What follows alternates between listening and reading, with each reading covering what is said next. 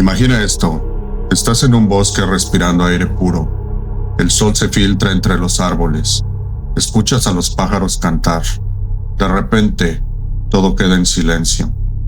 Tu hijo, que estaba a tu lado hace apenas unos segundos, desaparece.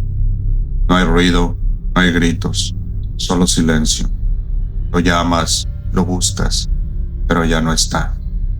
Así empiezan las historias de Missing 411, Desaparecidos 411. Bienvenidos a otro episodio del canal. Hoy hablaremos de un tema inquietante, lleno de misterios y preguntas sin respuesta. Los casos de personas que desaparecen sin dejar rastro en parques nacionales y áreas silvestres, especialmente en Estados Unidos. Este fenómeno es conocido como Desaparecidos 411, un nombre acuñado por el investigador David Paulides. No son simples casos de personas perdidas, son desapariciones que desafían toda lógica. Hoy me gustaría hablarles de esto, adentrarnos en el misterio, porque algo o alguien está actuando en los lugares más remotos del planeta, y por increíble que parezca, no tenemos la menor idea de qué es. David Paulides, el investigador detrás de Missing 411, no es un simple investigador. Ex policía, ex detective, un tipo que sabe cómo se investiga un crimen, y lo que encontró en estos casos no encaja en ningún manual. Dato curioso, el 411 es un número telefónico utilizado en Estados Unidos para solicitar información. Estos no son casos normales. Estamos hablando de desapariciones con patrones extraños, cuerpos que aparecen en lugares imposibles y una inquietante falta de interés o colaboración por parte de las autoridades.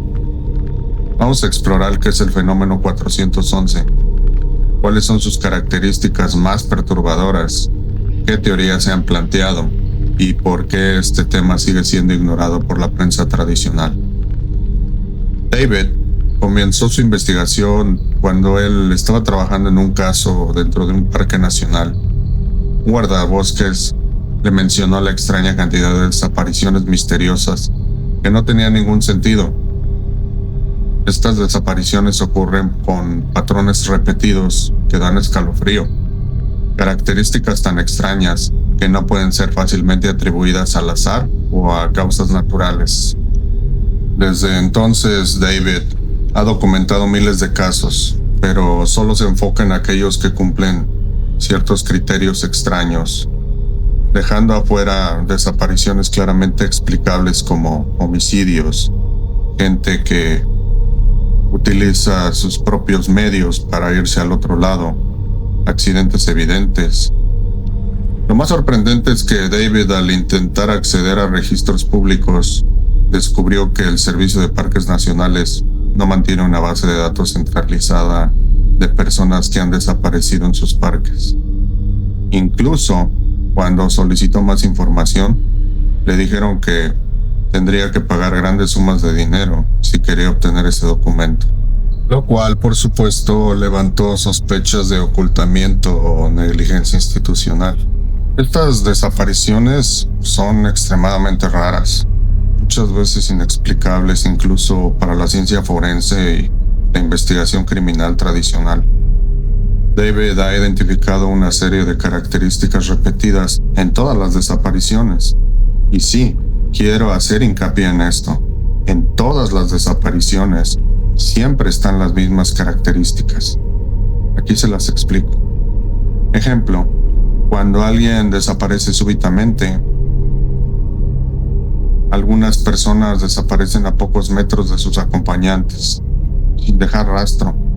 Padres que voltean a ver algo por algunos segundos y el niño ya no está. Segundos. No es tiempo suficiente para que alguien se pierda y sin embargo, ha pasado. También las condiciones climáticas extrañas. Justo después de la desaparición de alguna de estas personas, suele haber tormentas repentinas, niebla densa o fuertes lluvias, lo cual dificulta la búsqueda y elimina o destruye cualquier posible evidencia, como si lo que sea que está allá afuera acechándonos quisiera borrar toda posible evidencia de lo sucedido. Otra característica es que los perros rastreadores lucen desorientados. Van siguiendo el rastro y de momento lo pierden. Empiezan a dar vueltas o simplemente se sientan viendo hacia arriba y ya no siguen, se niegan a seguir el olor, como si la persona se hubiera elevado en el aire. Prácticamente las víctimas fueron borradas del mapa. Otra característica, la recuperación del cuerpo en zonas ya registradas.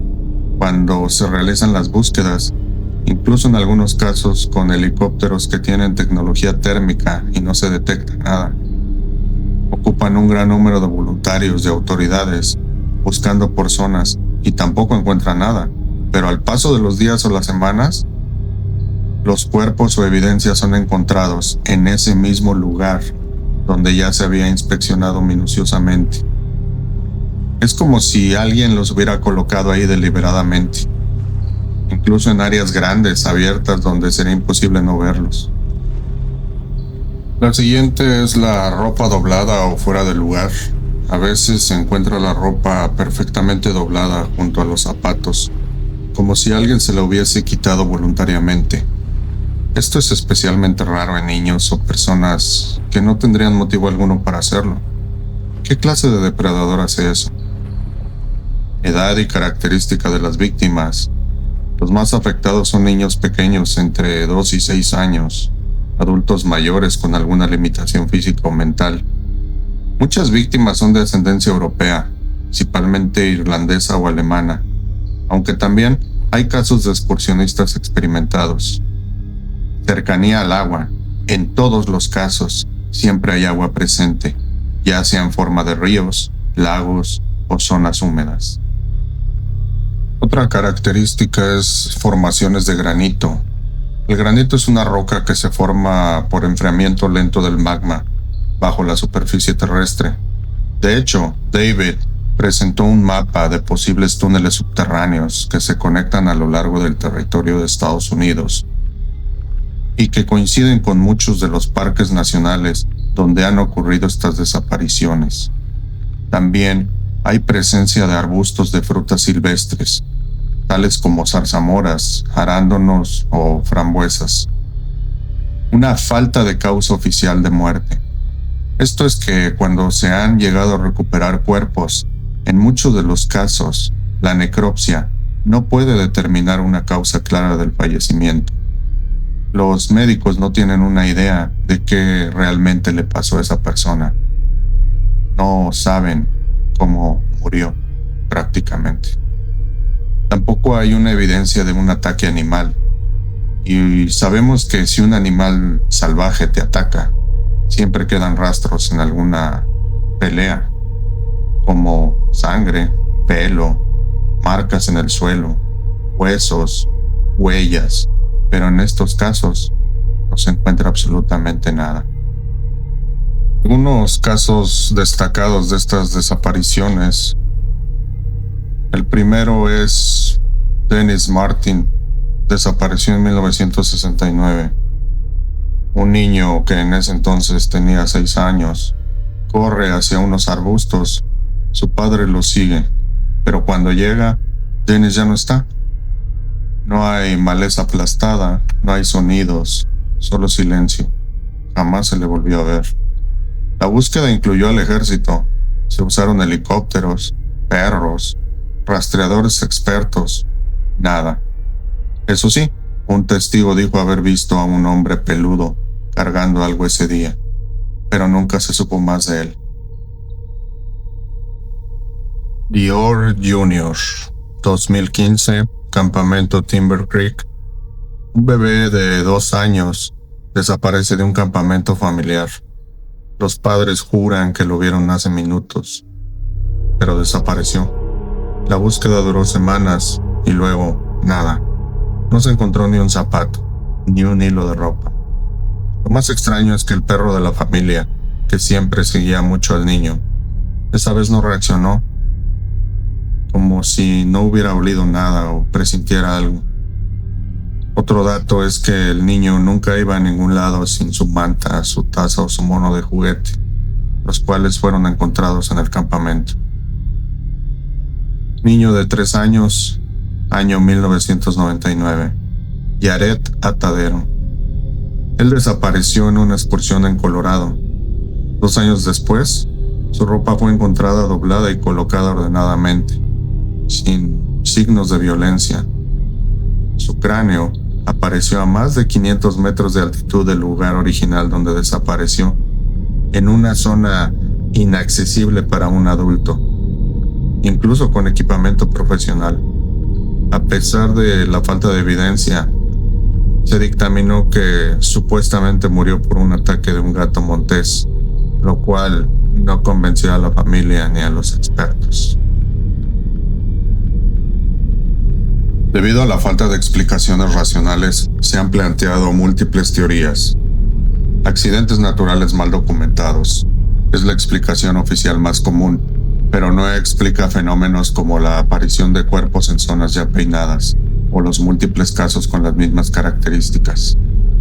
Animales salvajes o depredadores, aunque plausible, la falta de huellas, sangre o marcas hace que esta teoría sea poco convincente. Secuestros o crimen organizado. Algunos creen que podría haber redes de tráfico de personas operando en esas zonas, pero no hay pruebas sólidas. Encubrimiento gubernamental. David sostiene que las autoridades se niegan a recopilar y compartir información. ¿Por qué? Nadie lo sabe con certeza.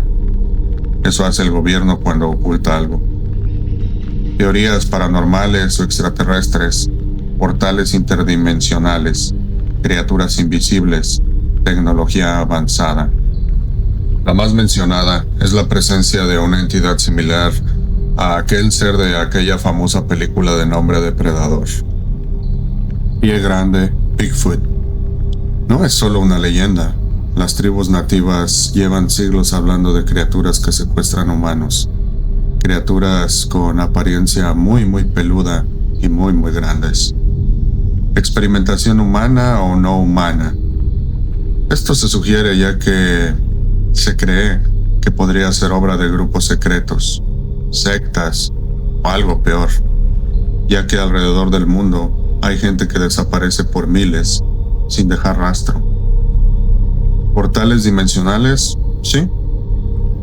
Se cree que hay lugares donde el velo entre nuestra realidad y otra es más delgado. Lugares donde la gente simplemente se desvanece. Cruzan al otro lado del que siempre se ha hablado. Sí, esa otra realidad. Sea lo que sea, no quiere ser encontrado. Ian Maccabi, probablemente el único testigo conocido hasta ahora en esta serie de casos inexplicables. Ella vive en Ohio, ahí tiene algunos acres como propiedad, y una tarde decidió salir a cazar. Ella tiene un puesto elevado, especial de esos de cacería, entre los árboles, para que los animales no se den cuenta que los están observando. Total que subió, estaba esperando a ver si veía algún jabalí, algún venado, y notó de momento que el bosque se quedó en completo silencio. No había canto de pájaros, no había crujidos, vamos, no, ni siquiera grillos, y ella se empezó a sentir muy nerviosa. Presentía algo, sentía que lo observaban. De repente, enfrente de ella, como unos 6 metros, entre los árboles, ella describe un fenómeno óptico, una figura transparente, como un espejismo flotante, que se empezó a mover frente a ella. Ella, asustada, se frotó los ojos para ver si desaparecía, pero no, la figura seguía ahí. Empezó a desaparecer lentamente y los sonidos del bosque regresaron. Quien la describió como la criatura invisible de la película El Depredador. Poco después, su sobrino, que estaba junto con un grupo de amigos en su escuela a pocos kilómetros de la propiedad de Jen, reportaron haber visto luces extrañas en el cielo que cambiaban de color, saliendo desde la dirección de la propiedad donde estaba Jen. Aparte de Jen, la siguiente podría ser una evidencia del que se le llama pie grande. Bigfoot.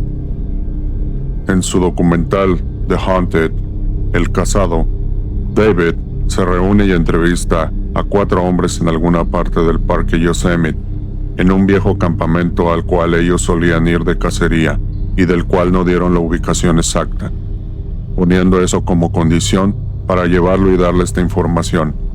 Estando ahí, un miembro del campamento Sierra le relató a David lo que había pasado esa noche, allá por los años 70. Cierren los ojos e imaginen estar en medio del bosque, escuchando gritos de algo que no sabes qué es. Ron le dice a David, no sabíamos a qué nos enfrentábamos, pero era algo realmente inusual. Cosas extrañas pasan de noche aquí en el bosque, y en cuanto empezábamos a oír algunos de esos sonidos, sabíamos que teníamos que entrar al campamento. Y fuese lo que fuese, era muy, muy grande. Ellos se metieron al campamento y empezaron a grabar. Cuando ellos empiezan a escuchar estos sonidos, tratan de imitarlos y responderles a lo que estaba haciendo esos sonidos. A la mitad de la grabación, dejan de hacerlo, y lo que se escucha son estas criaturas.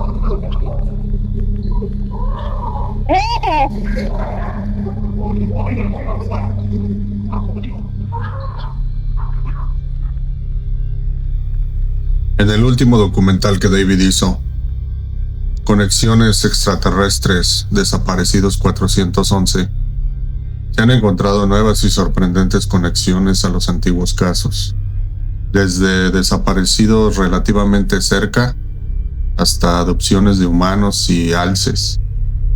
El primer caso es un grupo aproximado de 14 a 15 hispanos que estaban plantando árboles en una propiedad en Washington, cerca del monte Santa Elena. Mientras trabajaban, ellos veían un grupo de alces. Estos estaban comiendo a lo lejos en la colina.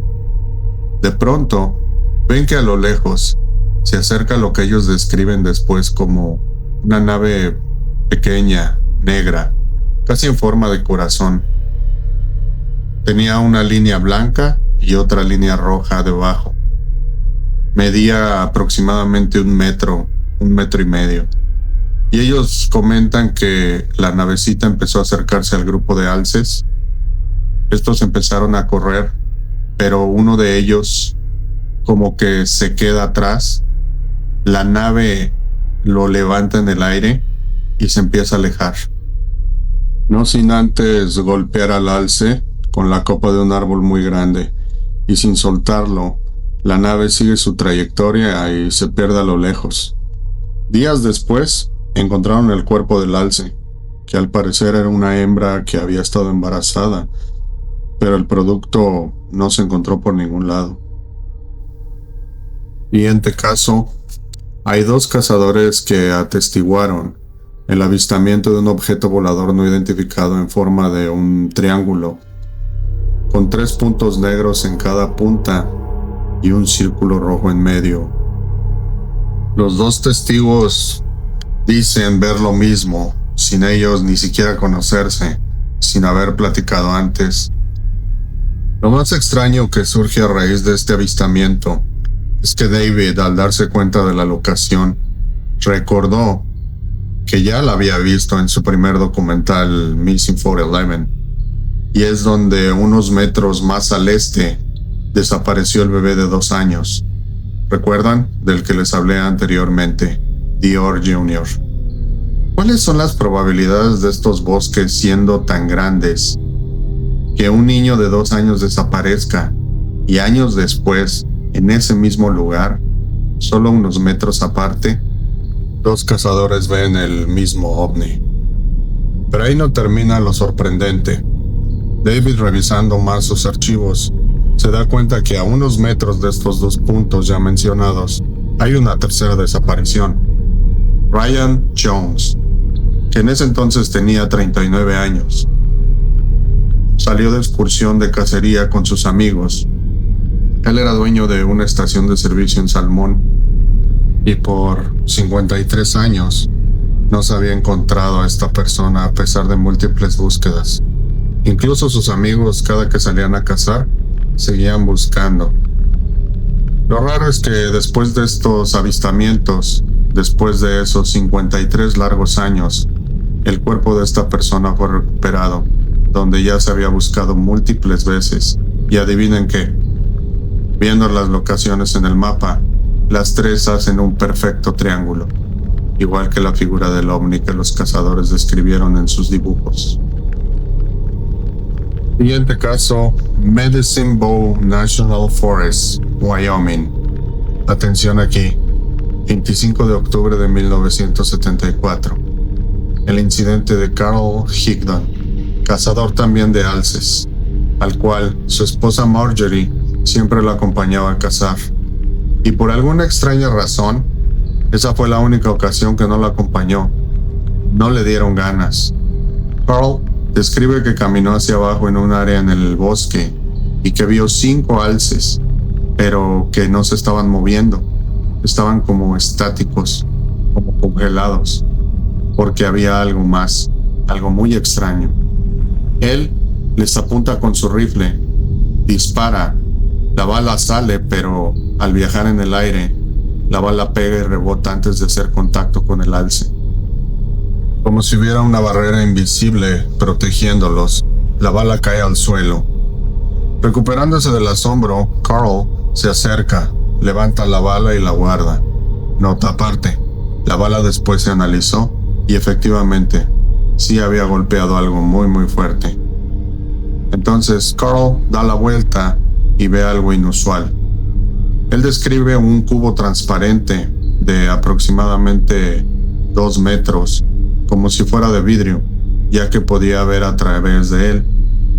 Sale un ser que Carl después dibujó, describiéndolo como delgado, con los cabellos parados, que cuando el ser le hablaba no movía los labios, pero lograban tener una conversación. El ser le dijo que se llamaba Usu. Tenía un traje negro como de buzo para evitar que el sol le quemara, con símbolos que después el ser le dijo que eran referencias a su planeta. La mano derecha era como un tipo cono y en la mano izquierda el ser no tenía mano. Le preguntó si tenía hambre. Carl le dice que sí. El ser le avienta 4 pastillas. Él se toma una. Después dice que se encuentra como dentro del cubo, pero que se veía más estrecho y que ahí estaban también los alces, detrás de él. Él le dice al ser, «Hey, ¿tienes mi alce?» A lo que Usu le sonrió y le dijo, «Sí, de vez en cuando bajamos por comida aquí y nos llevamos alces. O también vamos al mar a sacar peces». Carl describe que lo llevaron fuera de la Tierra, ya que podía ver nuestro planeta cuando iban saliendo al espacio. Describe 2 asientos y unos controles adentro del cubo.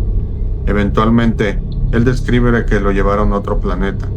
Lo examinaron como en rayos X y le dijeron, «No te necesitamos, no eres lo que buscamos». Él piensa que no lo quisieron porque él tenía la vasectomía y él cree que ellos necesitaban a alguien fértil. Carl le dijo, «Necesito ir a casa». El ser le dice, «No te preocupes, alguien va a llevarte».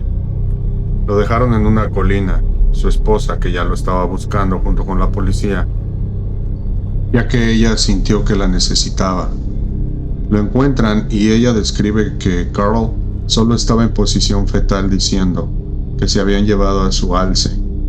Lo llevaron al hospital, le hicieron pruebas para ver si no había consumido algún tipo de droga, las cuales salieron negativas.